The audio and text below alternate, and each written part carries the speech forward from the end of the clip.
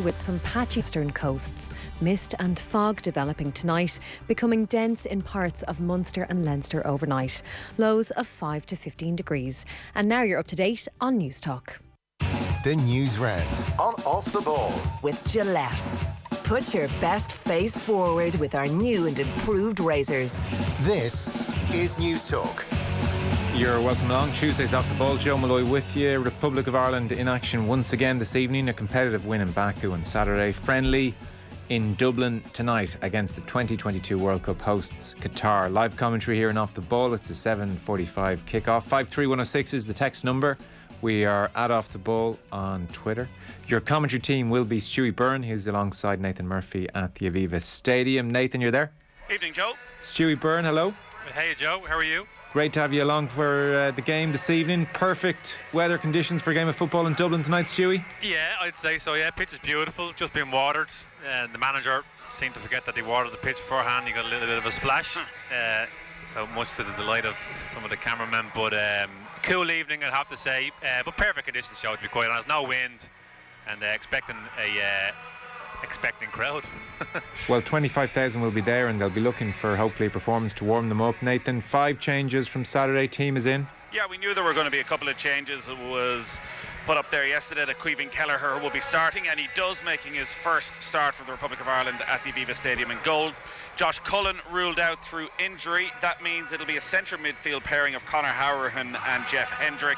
Enda Stevens comes in on the left-hand side in place of James McClean. He's had an injury-plagued year, Enda Stevens, from being one of the few automatic selections at the start of Stephen Kenny's era. Somebody who is now facing real competition for his place from a combination of James McClean and Matt Doherty. So he gets a start tonight. And then a couple of changes up top as well. Daryl Horgan had been struggling with injury. He's replaced by Jamie McGrath. And Chiodze Ogbena will make his first start and his first appearance at this stadium in place of Adam Ida. So 5 changes in total. The Irish team to go through it then. Caoimhín Kelleher in goal. A back 3 once again of Andrew Umabamadele, Shane Duffy and John Egan. Matt Doherty and Enda Stevens, the wing backs. Conor Howrahan and Jeff Hendrick. An interesting looking midfield too.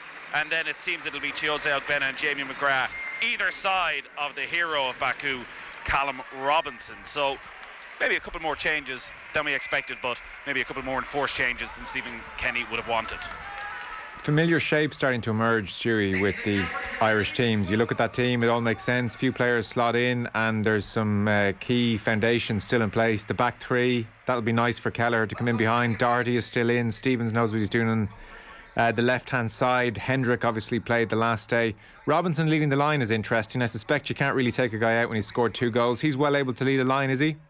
Yeah, I'm not so sure he will lead the line. I think he might drop in the position he played the other night. Ogbene, I would expect maybe to go up central, but you don't know. You just don't know, Joe, at the moment. But I take the point about the shape of the team. It certainly is. There's familiarity there, isn't it? Especially with the system and that we're playing. I tend to think we're playing sort of a 5-2-3. You know, that 5 is an arc almost, so to speak. Doherty in advance and Stevens in advance tonight. But I think the fact that we play 3 at the back, I think it gives comfort to the likes of Duffy and Umabamadele that you've got cover there all the time, and it's not too surprising that Duffy now, who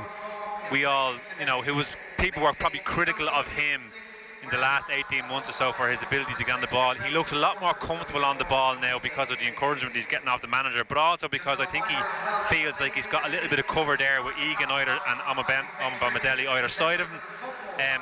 Plus, I like the fact that we have the 2 sitting midfielders in front. I know it's been Cullen and Hendrick up until now, but it's obviously Hendrick and Howrahan tonight. I think there's a huge impetus on Howrahan to maybe mould himself into that role. In other words, don't get too advanced. I think when Malumbi played there, he went missing a little bit and left Cullen a little bit isolated. So if Hendrick and Howrahan can sit there together, get on the ball and do what they're good at, which is get on the ball and make us tick, that gives us a really good shape. And centrally, we're very difficult to play through, and it gives us a lot more options down the wide channels. Ireland playing in a blue kit this evening, by the way, to mark the FAI centenary. As for Qatar, they are the unofficial 6th team in this group. They've played 4 games in 6 weeks, no wins. They were beaten by Serbia 4-0. They lost twice to Portugal, conceded 3 goals both times. drew 1-1 with Luxembourg. Before we get too ahead of ourselves though, Nathan, we're ranked 50th in the world, they're 45th.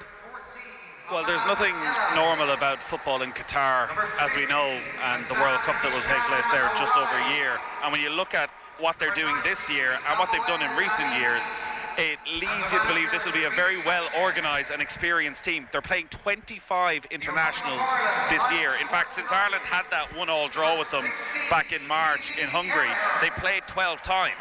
And you look through the amount of caps these players have in this Qatar team, it is quite incredible. So you have a player, Abdullah Karim Hassan, at the back, who's 28. He's winning his 108th cap tonight. Likewise, their captain, Al-Haidas, in midfield, his 155th appearance. And then the two forwards, Afif and Ali, are only 24 and 25, but they have 69 and 65 caps respectively. They've got 55 international goals between them. Now granted, they're not always playing the most high caliber of opposition, but this is a team that knows each other inside out, who've been travelling the world for the last few years to prepare for their first ever World Cup finals next year. So they'll know what they're about. And Stuey was saying just off air before we started, these are the sort of games Ireland have struggled with throughout the years, of well-organised teams who'll be happy to sit back, who'll be happy to just have a little bit of possession, who'll know what they're about, shouldn't make too many mistakes. Ireland have struggled to break these sides down, so it's going to be a decent test in front of what should be a good atmosphere and an interesting Ireland lineup. Conor Coventry missed a penalty for the 21s. They had a bad defeat earlier on. You wonder if that game wasn't on, would he have maybe had a role tonight, because Ireland are really lacking in what we would see is that traditional holding midfield role. Conor Howard, Jeff Hendrick, I don't think Stephen Kenny has ever thought of one of them as a holding midfielder, but maybe they'll offer something a little bit more different together, a bit more creativity in midfield. But this isn't a walkover. This isn't one of the minnows coming to Dublin. This is a team who will know what they're about tonight. Yeah, as Nathan mentioned, disappointing evening for the Irish under-21s. If you missed it, Montenegro 2, Ireland 1. They scored twice inside 7 minutes, took an early lead. Ireland had been unbeaten thus far in the campaign. They had taken 7 points from 9, so disappointing, costly defeat quite possibly in Montenegro this evening. 2-1 loss. Stuey, do you want to develop that point you made to Nathan off air, because I think it's a very good one, about the fact that away from home Ireland have had some of their better performances. You think of the Portugal game, Baku at the weekend, but you flip that around to Dublin.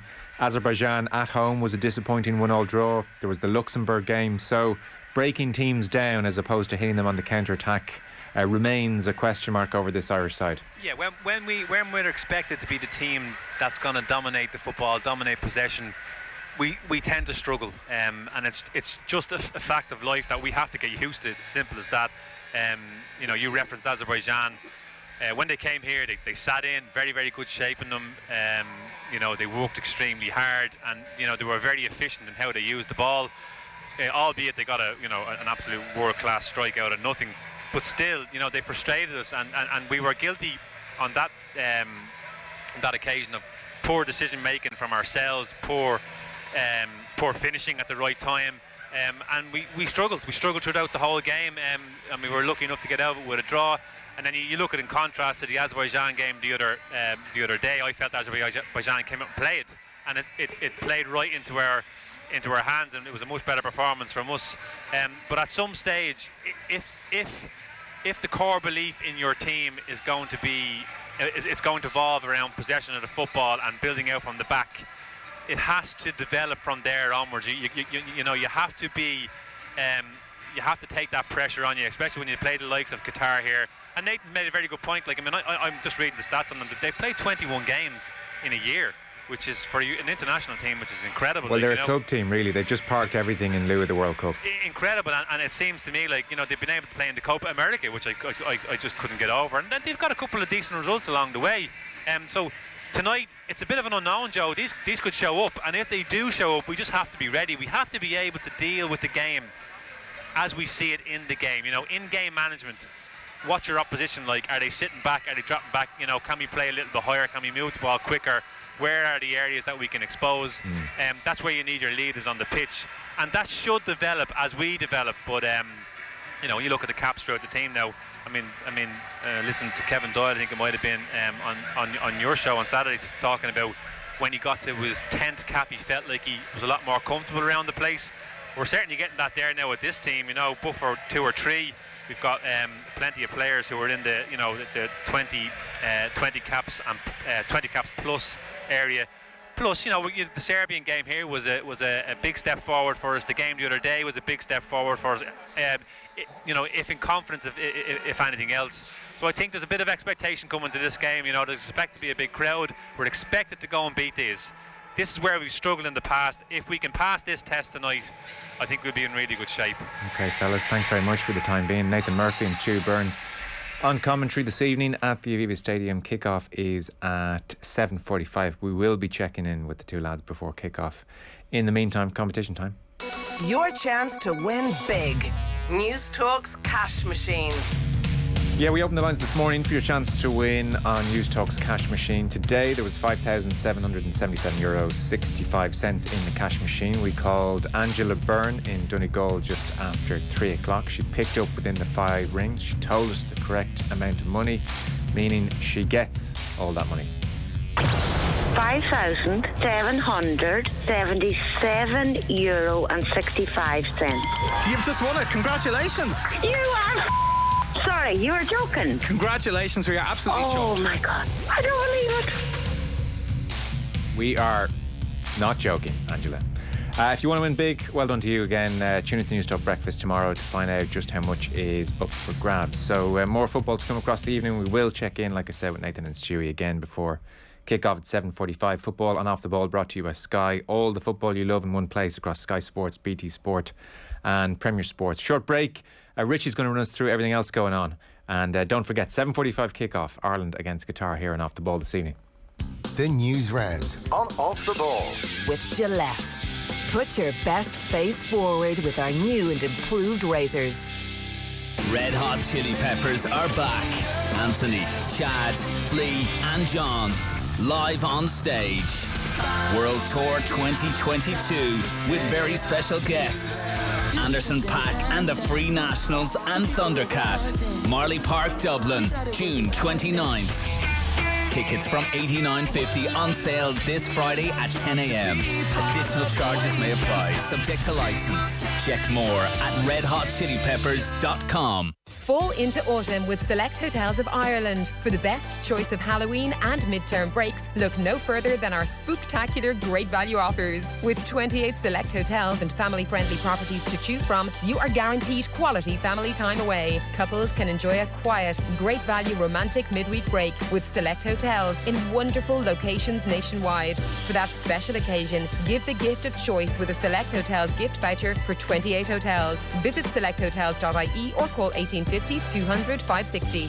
Samsung American fridge freezers are packed with style, substance and bags of room, which makes for the ultimate kitchen centrepiece. For more information, go online to powercity.ie. At AIB, we're lending today to save tomorrow.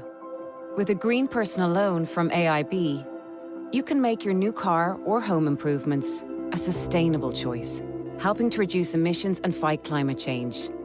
It's one of the ways we're doing less of the things that damage and drain the environment and more of the things that don't. Discover our green personal loan at aib.ie. AIB. We pledge to do more. Lender criteria, terms and conditions apply. Personal loans are available to over 18s only. Subject to approval. Security may be required. Allied Irish Banks plc is regulated by the Central Bank of Ireland. A beautiful bouquet of flowers. It can say more than words ever could. To celebrate, congratulate, or just let someone know you're thinking of them. Flowers.ie know every bouquet is special, so every order they receive is hand-picked, arranged with care, and delivered with love across Ireland. They even send a video before it's delivered so you know it's just right. Say it with flowers at www.flowers.ie. Rated 5 stars on Trustpilot. Dundeel has the largest range of premium cars in Ireland from Ireland's trusted car dealerships. That's why you'll find Spirit Motor Group on Dundeel. Stop by Spirit Motor Group's online showroom on Dundeel and connect with them for great deals today. Dundeel, for premium cars to feel great about from all of Ireland's trusted car dealerships. It's the Gaiety's 150th birthday, and to celebrate, we are back bigger and better than ever with everyone's favourite, The Little Mermaid. This is no ordinary panto. It's the Gaiety Panto! Tickets from 1950 on sale this Thursday. Additional charges may apply. The Little Mermaid! At the Gaiety Theatre from November 28th. Don't be disappointed. Book now. Off the ball. This is News Talk. Yeah, you're welcome back, folks. Joe Molloy with you this evening. So Ireland kicking off against Qatar at 7:45. It's live here and Off the Ball. I'll remind you of the starting 11 if you missed it. 5 changes from the game in Baku. So Caoimhín Kelleher is the first Liverpool player to start for Ireland since Robbie Keane back in 2008, believe it or not. So Caoimhín Kelleher between the sticks this evening. Familiar look to the back three. Omar Bamadeli once again starts. Duffy captains the side this evening. It seems in absence of Seamus Coleman, Stephen Kenny likes to switch it between Duffy and Egan. So it's Duffy this evening as captain, and then Egan is alongside him in that back three. Doherty once again at right wing back. Enda Stevens comes in for James McLean at left wing back this evening. So it's Doherty, Omar Bamadeli, Duffy, Egan and Stevens across a 5. The 2 in midfield, Hendrick once again starts. Josh Cullen is injured, so it's Hendrick alongside Conor Harahan this evening. And then we think, it remains to be seen how Robinson and Ogbene line up, but we would guess it'll be Jamie McGrath and Ogbene as the 2 behind Callum Robinson in the increasingly familiar 5-2 or 5-2-3-1. Realistically, we've been playing it as a 5-2-3, but you get the deal. So that's the Irish team this evening. Richie McCormack is along with us for the news round. Evening, sir. How are you, Joe? You well? Pretty well, yeah. So the news round, as ever, with thanks to Gillette. Put your best face forward with their new and improved razors. I gave the senior team there once again. I mentioned the under-21s briefly with Nathan and Stuey there. You can flesh that out for us. Disappointing evening. Yeah, a major blow to their attempts to qualify for the European Championships. Jim Crawford's side were 2-0 down to Montenegro inside 9 minutes in Podgorica. Mark McGuinness pulled one back 16 minutes from time, and Conor Coventry squandered a chance to rescue a point. His 84th minute penalty was saved. Ireland have 7 points from 4 games now, and they're 3 points adrift of Italy and 4 off the group leader Sweden. Italy next in town next month at Tallaght Stadium. Yeah, painful, because they had started well. 3 points from 3 games, and 7 points from those 3 was very reasonable. You go to Montenegro, you build on that. So now, as you said, 4 off the group leaders, and that Italian match becomes very big indeed next time around. There are other qualifiers on this evening, obviously at senior level. Yeah, it could be a fairly big night for a couple of sides around Europe. A win away to the Faroe Islands tonight will secure Scotland a playoff place in Group F. Northern Ireland are in Sofia to play Bulgaria. That's in Group C. And England can take another step towards qualification tonight when they welcome Hungary to Wembley. There's also a couple of games, pardon me, as you might imagine, in Ireland's Group A tonight as well. Portugal, they're at home to Luxembourg, and Serbia play host to Azerbaijan. And all of those matches I've mentioned, they're kicking off at 7:45. This Andy McEntee story is very interesting. I think he was given a 3-year deal, but that it would be reviewed after 2. The review happened, and it seems the county executive don't want him to continue, but he does have a route back through the clubs effectively. Oh, he certainly does, yeah. We'll find out tonight where Andy McEntee stands in relation to the Meath senior football manager job. The county executive, as you mentioned, voted against ratifying him for a 6th year in charge last week, but McEntee could survive, pardon me, if the vote of club delegates goes his way in Trim. Former Meath captain Anthony Moyles discussed the matter on this morning's OTB AM. Where's the trust now? So the trust between both the management, Andy himself, the manager, the management team, and also the players. If the players are backing of Andy in the majority, where do they find, where's their trust level with the 7 individuals or more potentially that are knocking around the executive and the different cohorts of the executive down in Navan? So, are they going in there thinking, this is great, it's all tickety-boo, we're all moving in the right direction, we all want the one thing? Well, certainly not. Mike, what if Andy wins tonight? What if the clubs do vote him in? What do those 7 people who are on the executive do? Do they remain in their positions? Do they just say, oh, well, that's fine. Well, we threw the cat out of the bag for a little bit, but we're just going to stay here. Because obviously you would imagine tensions are going to be and relationships are going to be fraught there. So it'll be interesting to see what happens there, because it's look, the democratic process is can be often great, but it can be often absolutely very, very odd as well. And it just seems that this has come completely out of left field. I think everyone just expected that it would be ratified, that he'd be getting ready for a new year, and it just throws the whole thing into disarray. I mean, it sure does. It seems the executive went against McEntee 8 votes to 7, and now this brings in the clubs, whether they stand with the executive or whether they'll back McEntee. I was just reading a piece saying the Meath clubs do have a history of going against the executive. So Eamon O'Brien at the end of 2010, that was the year they beat Louth in the Leinster final. They went against the executive, and similarly Banty McEnany, there was a move against him midway through 2012, and that was also unsuccessful. So it's not as if the clubs are beholden to the executive here. So there still is a chance for McEntee. Either way, I'll put it to you, Rich, he is turfed out, and Meath, relatively late on, as other clubs are preparing for the new year, are looking for a new manager with no obvious candidate, and the players are probably unhappy. Or McEntee survives via the clubs, and then that relationship with the executive isn't going to be great. Plenty of acrimony to go around over the next few months. It would raise the question whether the executive have somebody in mind if they were so this late in the process in terms of preparations for the new year, etc., etc. If they were so set on getting rid of Andy McEntee after what was a fairly creditable year. I think everybody can agree the performance against Dublin was probably their best in years. Yeah. Now, part of that is Dublin coming back into the pack, as we've mentioned before, but also Meath have upped their game. They've been, steadily making progress over the last couple of years, and they're going to be helped along the way by a really good minor side coming through in the next couple of years too. But my feeling is I can see the clubs giving McEntee a pass tonight, and he suddenly finds himself in need of a very big year when the expectation for a Meath manager shouldn't be, produce the goods or else. It should be that there's a sense of progress being made and there's a sense of a gap being closed. Not that you need to perform because A, the executive don't want you, and B, the clubs have, rescued your ass. Because it, like Anthony mentioned there, it's just it's made for a very uncomfortable situation, whatever the outcome tonight. Yeah. Do you want to bring us one last story? Yeah, Paddy Murray being linked with the vacant Cork hurling manager's position after stepping down as senior camogie boss. He oversaw 4 O'Duffy Cup successes. And one final line as well, the LGFA Players Player of the Year will hail from Meath. Emma Duggan, Vicky Wall and Emma Troy have all made the shortlist for the award, which is going to be presented at a banquet on November the 19th. Short and sweet tonight. Thanks, dude. Nice, man. Cheers, Richie McCormack there. Back to the Aviva in just a moment. The News Round on Off the Ball. With Gillette. Put your best face forward with our new and improved razors. Screen time. This week on the show, Angeline Ball on her new movie Deadly Cuts, where she leads a group of vigilante hairdressers. And she talks to me about making peace with Imelda Quirk. Tom Sullivan, writer and director of Famine Set Arracht, on being considered for the Oscars and a Hollywood remake. Listen and subscribe to the podcast now at newstalk.com or the Newstalk app, powered by Go Loud. Right, that's it. Just one more bet and I'm done.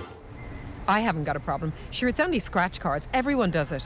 It's hard to take that first step and admit you have a gambling problem. At Help